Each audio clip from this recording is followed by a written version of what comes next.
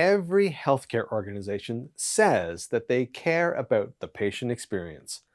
But if that's really the case, then why do so many still treat their marketing department like the print shop down the hall? Well, that's the question my next guest is asking. He believes that marketing has an impact on everything from emails and portals to job listings and even the bills that patients receive. I know you're really going to enjoy this conversation with Sean Fitzpatrick. He's the Chief Marketing Officer at Smith & Jones, powered by Overit. We cover everything from why marketing needs to have a seat at the executive table to how trust is built or broken in the small moments that most teams overlook. Let's get to it. Sway. Sean, welcome to the program. Hi, Colin. How you doing? Happy Monday. Happy Monday. It's great to have you on. This is our first time chatting together, and I'm looking forward to it. Me too. Me too. Yeah, I've got my cocoa. I already had my cappuccino a little while ago, and I'm gonna keep up with you on a Monday morning, my friend. I like that mug. It's a very decorative green-white mug. I like it. Yeah, thank you very much. Yeah, and I mentioned this. Just thanks to you, I cleaned the house this morning. So my house is extra clean. When I looked around and realized I had a pile of holiday gear behind me on the table, I got into action and neatened the place up. So thank you for that. Well, thank you for cleaning up. I appreciate that. Well, Sean, it's so nice to have you on with us or with me. Uh, Before we get deep into today's topic, which I'm very excited to do, can you tell our audience a little bit about you and your organization? Yeah, absolutely. So I'm here today representing Smith& Jones powered by Overit. Now, Overit's the central agency and Smith& Jones is the healthcare marketing vertical. Within that, we have other verticals, higher ed, travel and tourism, B2B. And I've been on the agency side when I started my career, client side for about 15 years in the middle, and back on the agency side here in 2025 as Chief Marketing Officer at Overit. And it's a really interesting place for me to be starting on the agency side. And you come up and you're always asking, like, why do we know so much more than clients? Why are clients so disorganized and nutty, and that whole kind of the moat between agency and client. And then going to the client side, I really experienced what it was like to move a large organization forward. So I spent a decade at Maine's largest private university, which has our med school and our dental school and health profession schools.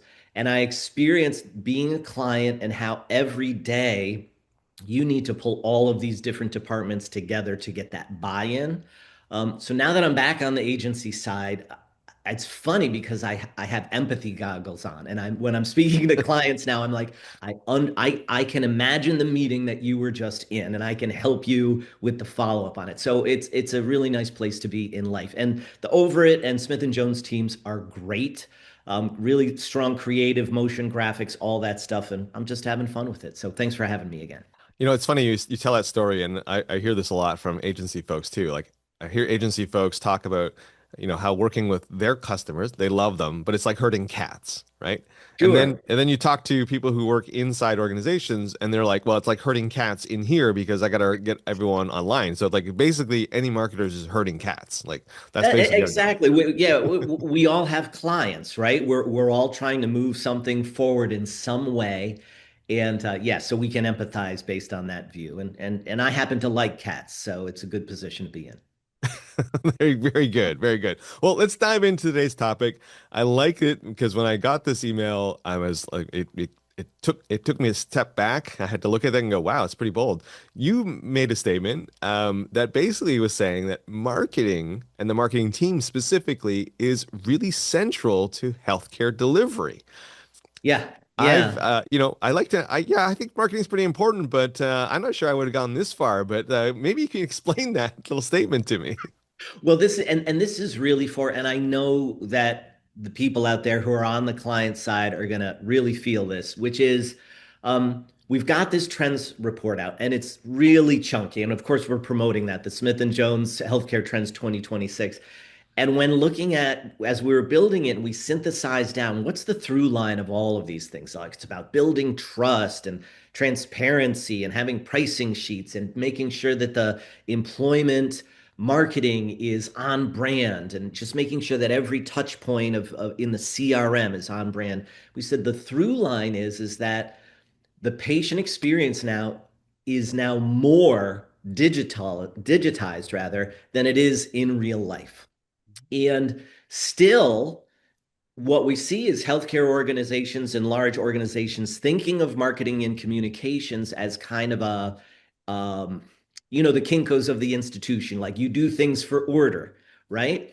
But we're fulfilling such important roles within every step of the process that we're just wanting to socialize that idea. Like we really need to be at the table for the integrated conversation because we're running the technology and we're writing the emails and we're making the ads and blog posts that basically provide that cohesion for the whole experience. So that's why we're stating it with swagger, but humility. Obviously, with the care piece, the central piece are the caregivers doing the special things that they do, right? But we just want to be positioned to really provide value by being integrated with that. And that's why we see the marketing is so important.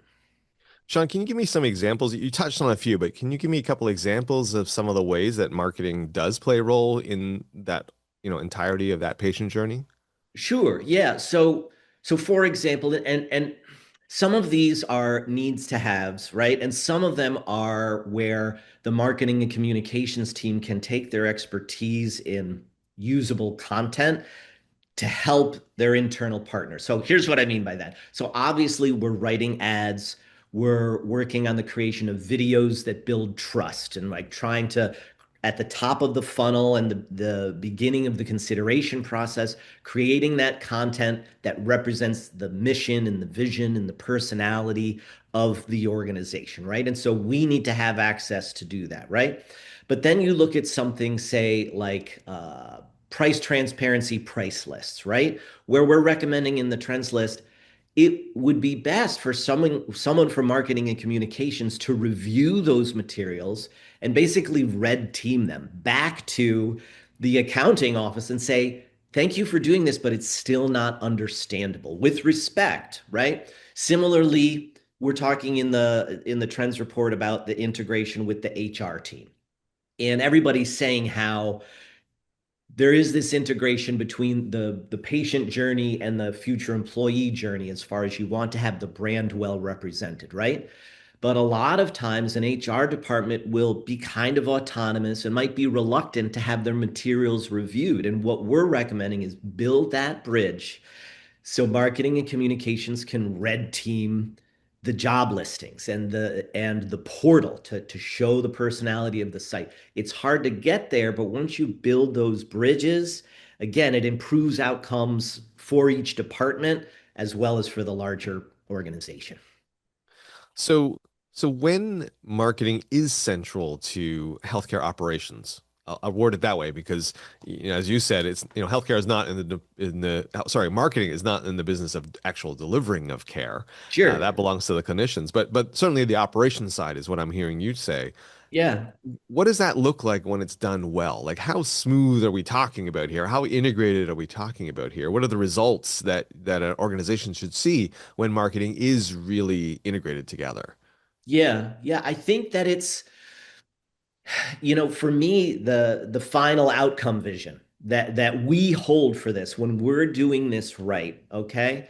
Part of it is an emotional sense of cohesion between the agency, the marketing team, and the ops and healthcare teams, right? There is that state of trust and buy-in that we look at as a success metric. If we're doing this right, then the process is part of the outcome, right? And people feel good about it. But also, it's when people take time to dig into those small little points all along the funnel and just look at them together regularly. So on one hand, that means that the director of marketing, people from communications might have monthly or bi-monthly stand-ups with colleagues in other departments to not only hear what they're needing, but to do some sort of review of what they have. But it's also when they work together to create KPI dashboards of what success looks like, right? So that can look different for different departments and different organizations. Well, what we say is just build the dashboard, and that's what you can talk about every couple of months as this visible representation of your agreements and the trust you're trying to build. Does that make sense? Because there are a lot of different KPIs you want to hit with all of your internal partners. Yeah. Well, I mean, that sounds wonderful. I mean, and I love that you framed it is more of a, I won't say a feeling because that would maybe doing a disservice, but it is an operating method where there is this high trust. You are, right there with your operational colleagues to design things that are, Yeah. around that. I like that. But a lot of what I'm hearing you say is dependent on marketing being there, like actually Yeah. physically being at the table when the decisions around capacity and other things get made on the operation side. So, Sean, do you have any recommendations of how marketing can get to the table? Because I know a lot of times marketing in a lot of organizations is still viewed as the Kinko's office, right? Yeah. The Yeah. so how do you get there if you're not there? Yeah. It's interesting because we do need to have humility about our roles and have a service perspective about what we're doing, right? And most positions should, in our view, at Overit, right? Not just in marketing, but everybody is serving the organization in some way. So we want that humility. What we recommend is try to create cadences of communication that are away from need, are away from the crisis, right? If that is, and where you're bringing value and data to the organization. In other words, some sort of quarterly marketing trends and best practice meeting or KPI assessment process to which people are invited, right? That can create a rhythm where mid-level leadership, hopefully high-level leadership, are used to coming and engaging with the marketing and communications team regularly. And those meetings can be great because you can position yourself as a leader by bringing fresh data. You can position yourself as being sensitive to KPIs by showing the dashboard. And you can also take questions and really take a temperature for where the needs are around the different service lines or departments, right? So that's something that I think is clutch is to create the rhythm away from the crisis, right? Obviously, and our folks who work on the client side know there is a great art and a larger career pursuit about how to get on the right working groups and committees. And we can have a whole meeting about that, Colin. But I would say for me, is about finding opportunities to be on working groups, even if they're not central to what you're trying to advocate for, just so that you're seen as a player who cares about the larger institution. Make sense? I love that. I love that. Yeah, And, yeah. it's hard to do. You're right. I mean, to create, and I love the words, by the way, you use the value and cadence, right, of meetings. Mm-hmm. It's hard to do this because it's more stuff on your plate, frankly, as a healthcare team, as a marketing team. So, but it is that bridge building that's necessary to do so that when the crisis hits, when that need is really great, you have a good relationship with those people to either push back gently on the due date or push back gently on the way they want to do it is maybe not congruent with the rest of the brand or the rest of the initiatives that you have on the go. That's exactly right. I mean, when you think about what shared experience does to build alignment, even if you're new to a team and we've all experienced this. You have to drive to a meeting with a new colleague and you get an hour of windshield time together.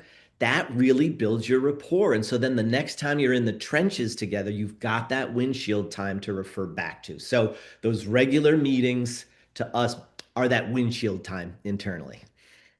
I love it. And you mentioned another thing too in what you said, the HR team and marketing. I mean, that's sort of a trend we've seen definitely appear in 2024, even tighter now in 2025, where it used to be HR would have their own agency that they would work with to, you know, showcase the brand as a good place, as a good landing spot for talented clinicians and talented folks.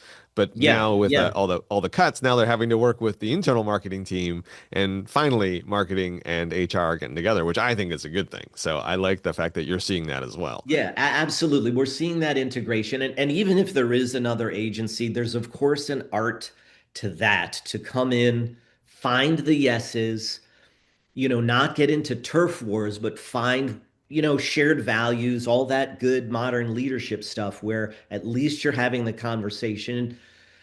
For us, at Overit, when we have these meetings when we're partnering with another agency or a separate department, we're not in it to dominate. We're in it to build that alignment. And if we get out of it where there are three suggestions that we see take flight from a meeting, then that's building momentum towards the next quarterly meeting, right? Sean, I got to go there because I love data and I love reports. And you mentioned off the top that you have this chunky trends report that you've put together. Yeah, Um, yeah. can you highlight for us any surprising results for you that were specific to the healthcare side or that are applicable to the healthcare side that you want us to know or want our audience to know?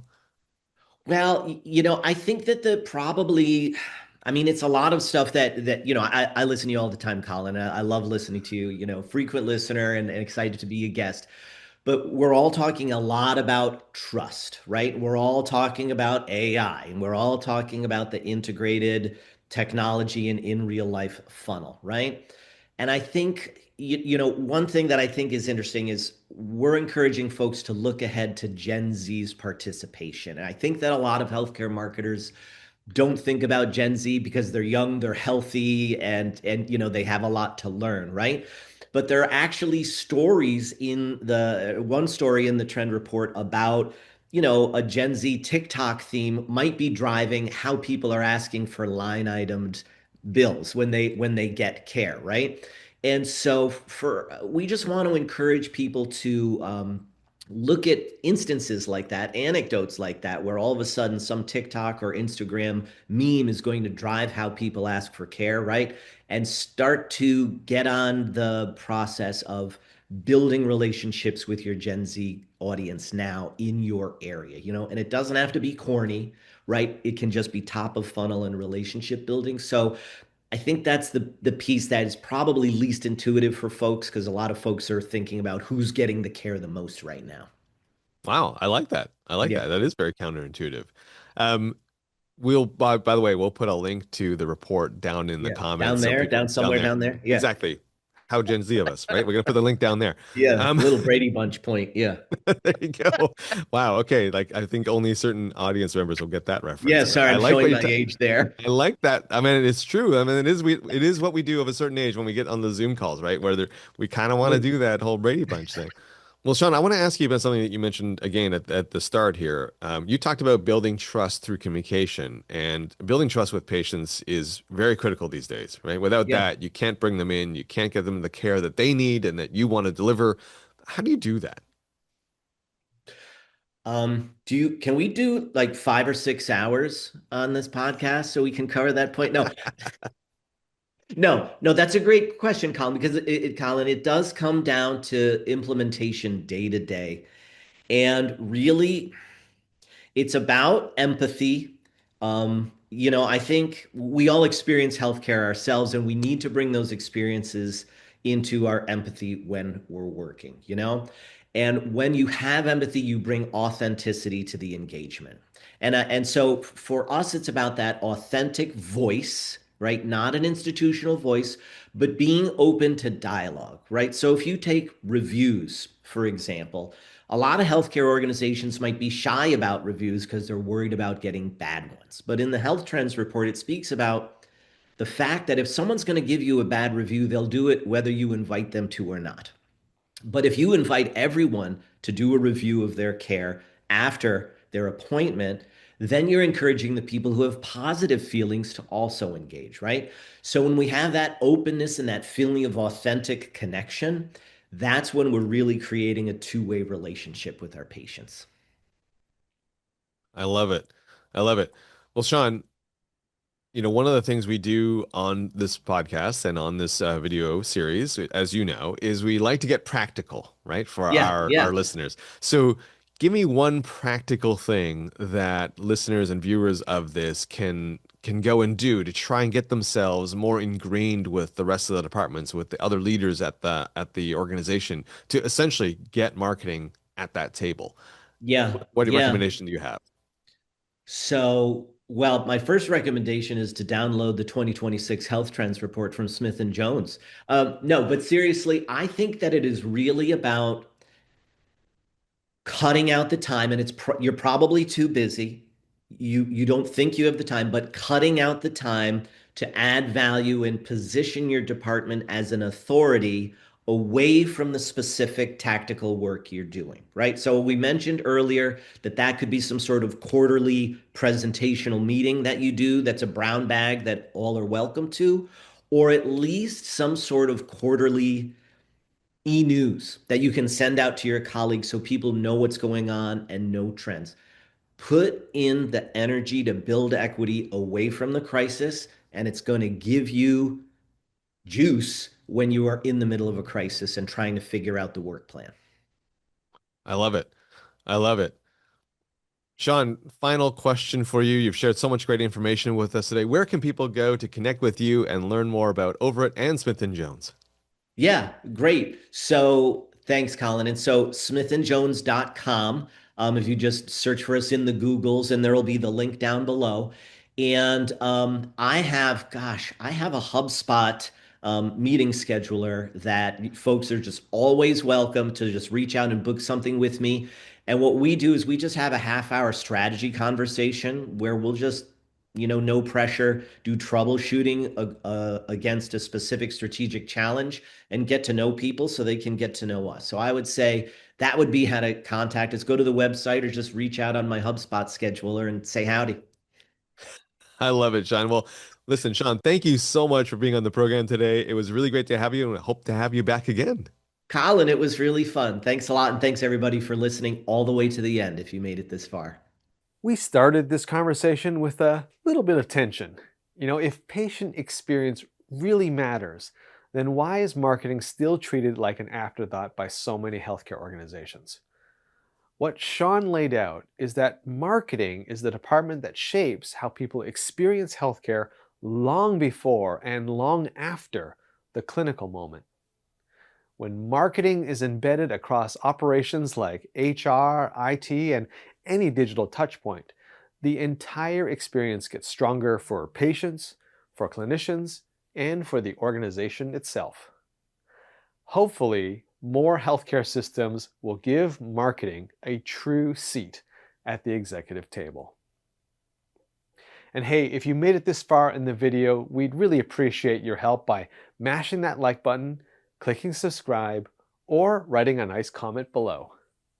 Also, head over to Swaay Health, that's Swaay with 2 A's, .health, where you can find more great content like this. I'm Colin Hung, thanks for watching, and I'll catch you on the next video.